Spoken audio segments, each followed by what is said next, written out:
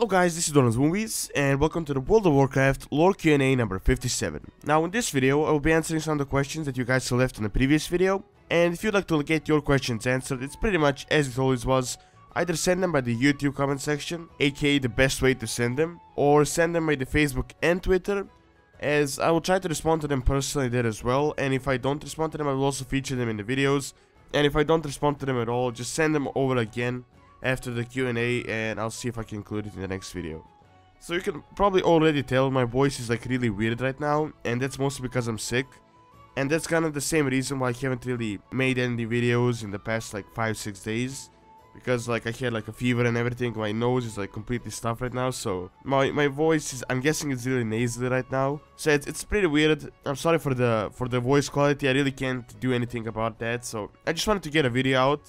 And hopefully on the next video everything will be on the normal. I want to do like another class guide, most likely on the druids, so I'll try to like do that completely like once I'm like feeling really good or not sick anymore. So yeah, I'll try to do that soon. I'm sorry for like the current my current voice, and I haven't also done Lord of the Clans as well because of it, because you know I have to talk for like 30 minutes and it's a bit weird. Like here I can edit the Q&A, I can like cut out the parts, but I don't think you would want to watch like a Lord of the Clans like where I'm coughing the entire time, so I'll try to do that in a few days, and I'll like record everything in one take and then just upload it every like 1 or 2 days, so I'll try to finish it as fast as possible. Alright, so let's not take any more time, let's get into the actual questions, and there it is. So the first question is by the Spikes, and he asks, what do you think about Warlords of Draenor so far? Personally, I've grown a bit tired of it as it was too easy and they removed too many spells. So, it would be a bit weird for me right now to answer this question like this, since I only like recently leveled to 100. Yeah, I know it sounds a bit odd since I pretty much do WoW content all the time, like on the YouTube channel, and I stream it as well, but a lot of people don't realize that I played the beta a lot, like a lot. I did like each zone 5 times, I leveled like 5 characters, did dungeons and PvP, so I really experienced most of the content in the beta, which is why I really wasn't so eager to level up as fast as possible. And the entire beta thing was really a bad idea as it is. I mean, I did get some insight on like the positive side, but I spoiled way too much content for me to like fully enjoy like fresh content release. Like I still enjoy Warlords of Draenor, but it's not like the same feeling when you see it for the first time. Now, on my opinion on Warlords of Draenor, I still think it is great. I know pretty much everyone at this point has changed their opinion, because at start everyone was saying like Warlords of Draenor is like the best expansion ever. And now everyone is saying it was cool for a bit, but now it's the same old, it's really not that great. But I honestly think it's still a great expansion. I wouldn't say it's the best one ever. I really like Wrath of the Lich King, like that's my favorite expansion. Since just the experience of going to Northrend for the first time was like the best experience for me in like any game. And I really enjoyed it for the story reasons, and that's why I prefer Wrath of the Lich King over Warlords of Draenor. But I guess it's just one of those things like when you're getting older, because I was kinda younger when I was playing Wrath of the Lich King, and no matter how amazing something is, you really just can't replicate it.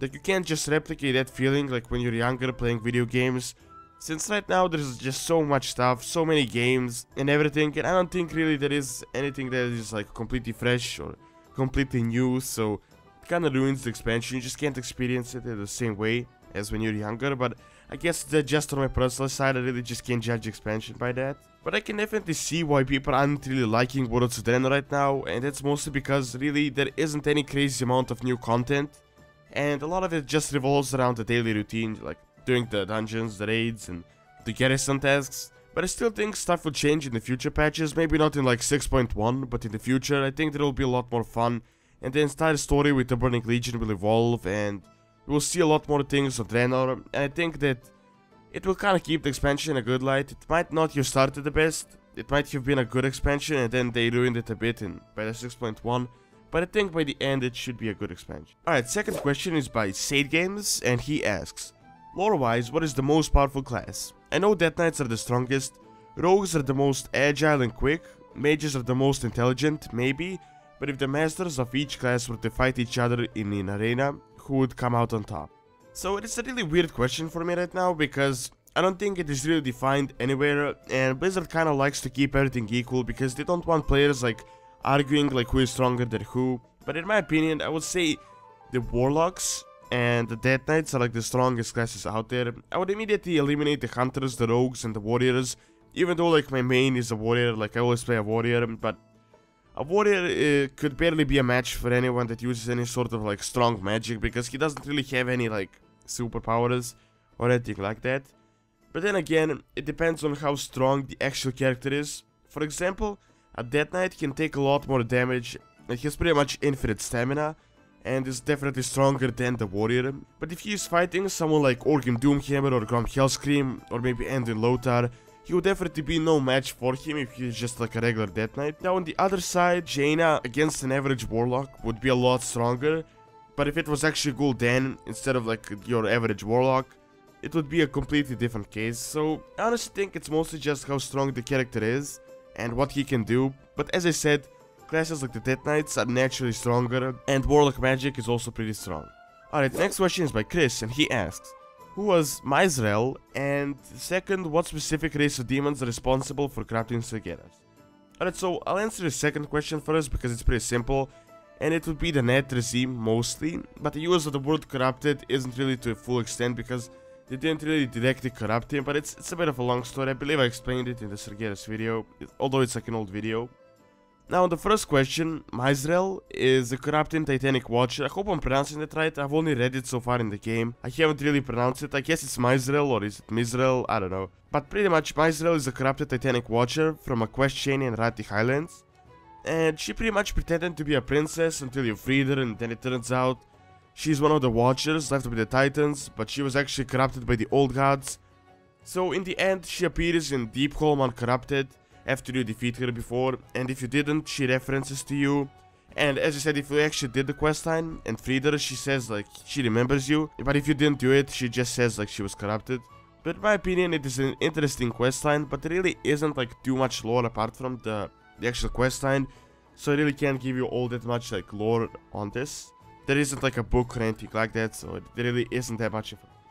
Alright, next question is by Suleiman, and he asks, do you think we will ever see the Titan creators? I know that they are the almighty lords of the universe, but do you think we will ever find out who they were and where they come from?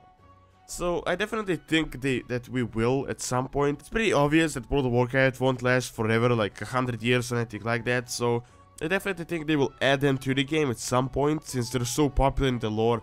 There's just so much stuff building like about them, so I think we will definitely have to see them at some point. And I actually think we'll learn more about them in the near future, possibly in the new expansion or in the future expansions. And I honestly think it would be really great if we would, because we would definitely get some solid proof of the Titans, instead of just like putting up the pieces like we all have like in the past expansions. You always just have these little hints and little pieces that you put together.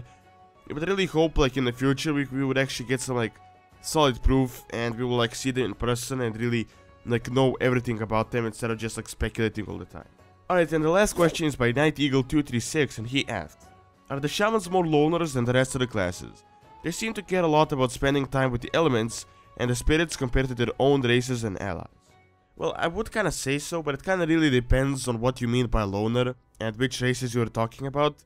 If by loner you're talking about someone who lives like outside of the society, I would definitely say no, because for example in the Orcish society, shamans are like the central part of it, and Troll is a good example since he is a shaman and he's also pretty much was leading the entire horde, and he's still a pretty big figure. But if by loner you mean someone that likes to like stick to themselves and they don't really talk with everyone, I'd say it's possible, but it kinda depends on your character, since shamans are usually pretty wise, and a lot of wiser people like to stick to themselves and not like gossip around and all sorts of that stuff. So it's a bit of a weird question, since it can really depend a lot on your character's personality, but I would definitely say every shaman has at least one solitary point in their lives where they were following the path of the shaman and learning about the elements and pretty much learning how to become a shaman.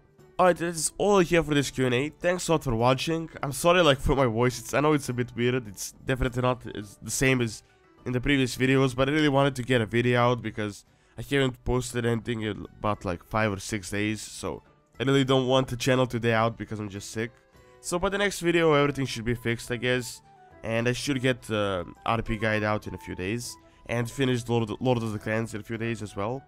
So if you want to get your questions answered, it's pretty much as I said in the intro, just send them by the YouTube comment section. It's honestly the best way, and I always just see like which questions for which video. Or send them by Facebook and Twitter, as I will try to respond to them personally, and if I don't, just like send them over again.